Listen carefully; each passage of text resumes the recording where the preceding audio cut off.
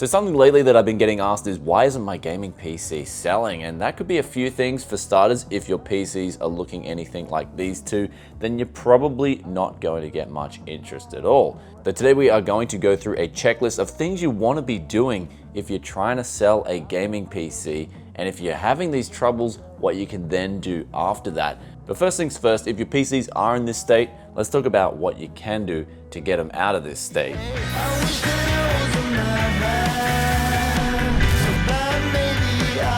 So firstly on the table here, I've got the data vac that just blows a crap ton of air on this PC. It's gonna get all the dust that's really built up just out of that whole case. And then after that, we've got our Calvin Klein underwear and also our multi-purpose spray just to give it a quick clean down. This is if you're lazy and you don't have time to clean PCs. This method is going to be so quick and efficient, but at the same time, it's also going to give a really good look shine. Now, there are some other things you can do, but of course, we're going to quickly do the once over and just show you how quickly we can make this dirty PC come up in just a matter of minutes.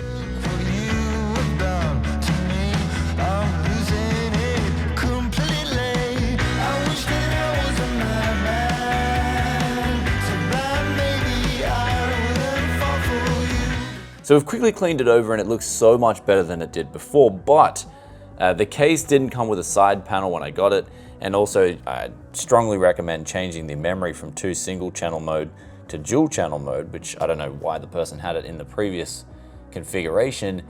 But another thing as well is I wouldn't actually sell this PC personally in this state.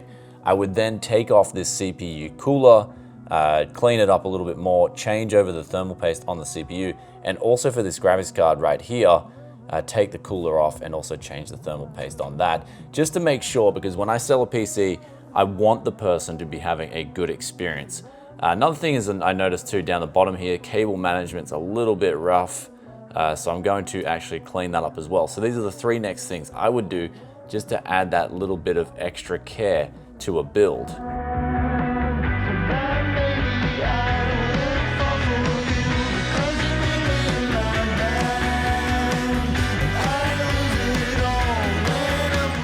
So now usually with this, I'd use alcohol wipes to clean off the thermal paste, but I actually ran out of alcohol wipes. So I've got to go to the store to go get some more later. But in the meantime, Calvin Klein is come to save the day. So have no fear, A.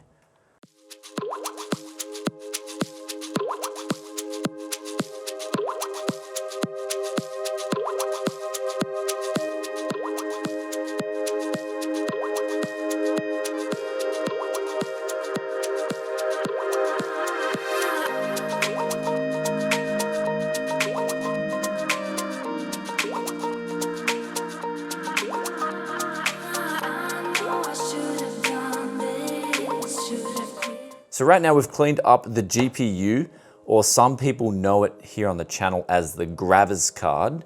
And we've changed the thermal paste on that. We've changed the thermal paste on the CPU, changed the RAM back into dual channel. But there's still one more thing to do. And while the GPU's out, we can quickly manage these cables and make them look a little bit neater, and then see our final product if we were to then put this up for sale.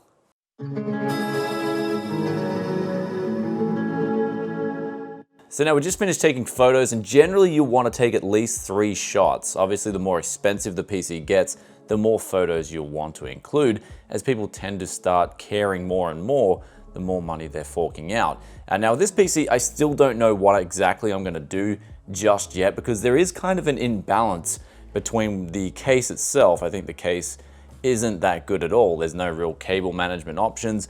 But some of the other parts are really nice. We've got a near new 1 terabyte hard drive, 1066 gigabyte i5 4690, 16 gigabytes of RAM, but we also have a mediocre power supply here. So case and power supply, really mediocre. And so what I was thinking is maybe, and the motherboard as well seems pretty mediocre. So we should probably take out the RAM, put an i3 in, leave the same cooler on, put a lower end GPU in, switch the hard drive for a 500 gigabyte hard drive, and then we'd have something like a low end entry level system that people wouldn't care so much with the looks of this particular build. Do remember one thing, guys, and that is in the past I've done a graph where I've showed the correlation between price and also looks of a build. They should go hand in hand. That is, the more you're asking for a PC, the better it should look as well. But not only just perform, but also the aesthetics should go to match that price point. Next up here, we've got a different kind of scenario. This was a bang up trade-in. And we can see here a lot of people nowadays have this conception of, okay, just get one of these OEMs, whack a graphics card in, and you're gonna have a great gaming experience. And sure, that can work. That can definitely work if you want the best price performance. For instance, you get a used 1050 Ti, but there is a problem with some of these OEMs, and that is simply the graphics cards won't work at all because there's no option in the BIOS to disable secure boot, enable CSM, and things like that. So some of these motherboards are completely useless for anything other than an office PC. But what we got right here is an ugly HP system. And seriously, if you tried to, even if you got an OEM working with a 1050 Ti, for example, and you put it up for sale like this, I'm pretty sure not many people would want to buy it. So what I'm gonna do now is test it out with a GTX 1050 Ti, see if it does boot up. If it doesn't, then pretty much what we're gonna do is take the CPU out. Since it is an i7-2600, we've already taken the RAM out. We did get a 1TB hard drive, and then we're gonna whack an i3 in, and then indeed try and sell this as an office PC.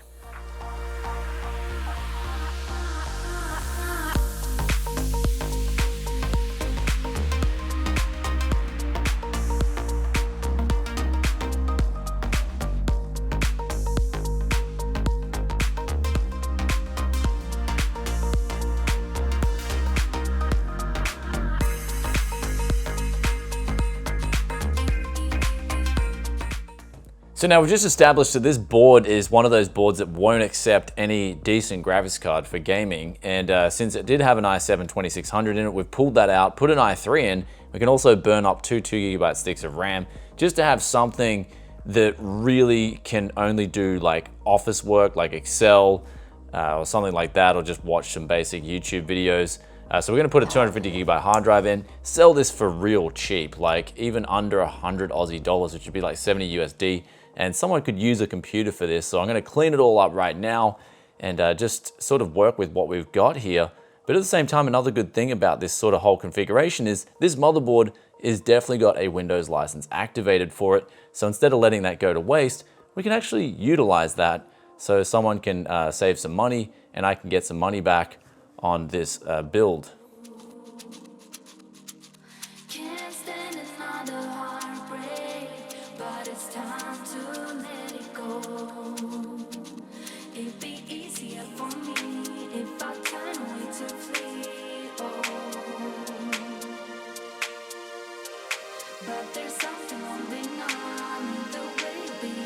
So now here we have it, we've got two PCs that have been cleaned up. They look really good in the photos, they present nicely, I mean, considering we're working with what we've got here. And also on top of that, we've changed the thermal paste around on both the CPUs. In the case of this mid-range rig here, we've changed the thermal paste on the GPU also. So we're making sure that the PCs not only look good, but they have the performance and the consistency to match those photos. So even though this is an office PC, still take care of it, still make it look good. And basically when it comes to selling a gaming PC, presentation is everything.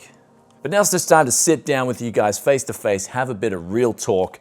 And there's some other factors that may be going on as to why you're not selling a gaming PC. If presentation's good, then you've also got the photos, you've also got the specs and the price point right. What else can you do to try and get that sale?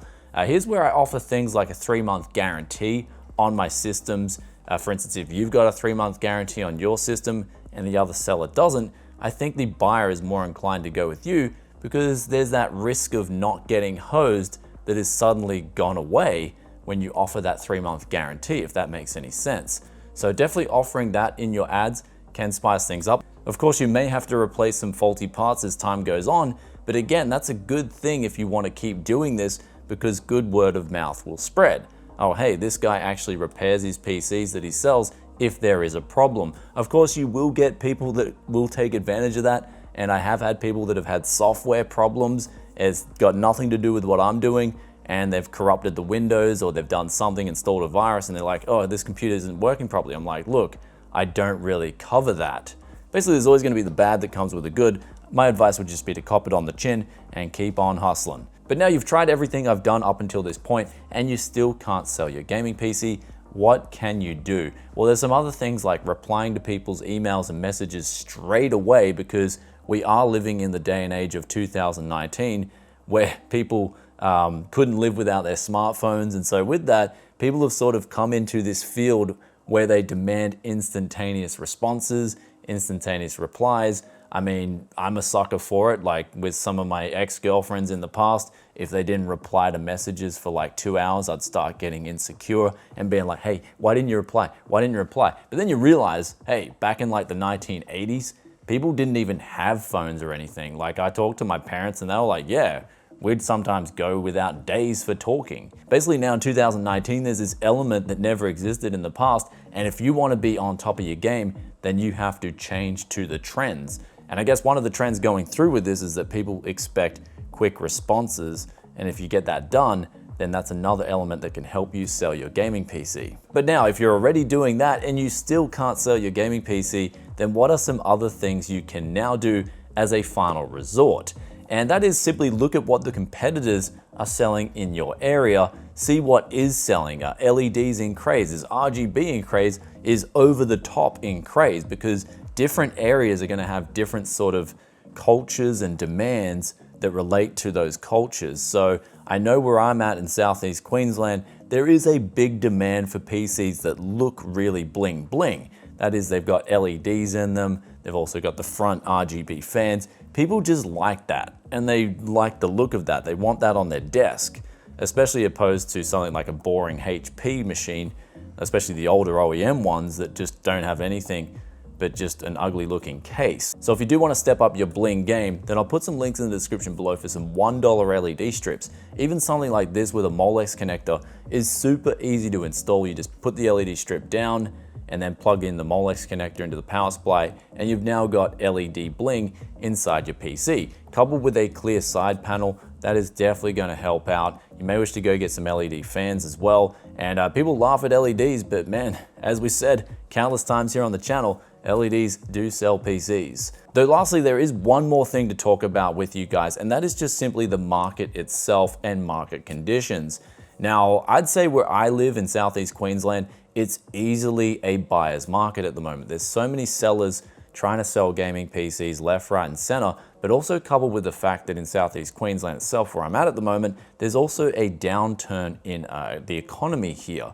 And that is that I've been speaking to people locally who run businesses, and they're telling me that trades are being laid off. And so when a lot of jobs are going from full-time to part-time, or people being laid off, that's also money that's circulating in the economy that no longer is circulating in the economy anymore. So with that, that's the discretionary income that people have to buy a gaming PC is no longer there. So you're gonna find it a tougher market to sell. And so with that, things are gonna get more competitive, people are gonna drop their prices. And so under these conditions, it can get very difficult to sell your gaming PC. So that is the last thing. Sometimes you go through recessions and boom bust cycles in economies, and these relate directly to how your PC will sell on the market. Anyway guys, in closing off this video, I will say be consistent if you want to sell gaming PCs. Have consistently good photos, have consistent performance, and also have consistent service in how you respond to people's emails and messages, and also help them out with aftercare service. And with all that aside, if you enjoyed today's video, then be sure to hit that like button. Also, if you have any requests or any advice or any tips of your own, be sure to drop them in the comment section below, or if you have any questions too. And also, I've been asked about what tools I use in the 2019 Tech Yes Cleanse process, so stay tuned for that updated guide where I detail all the stuff I use, things that just save me so much time and things that have just come a long way compared to what I used to do. And with that aside, I'll catch you guys in another tech video very soon. If you enjoyed this one and you want to keep seeing content like this, then you may wish to consider subscribing or also ringing that bell. Or if you want to get an inside scoop, then check us out on Instagram, Tech Yes City, and I'll catch you guys in another tech video very soon. Peace out for now. Bye.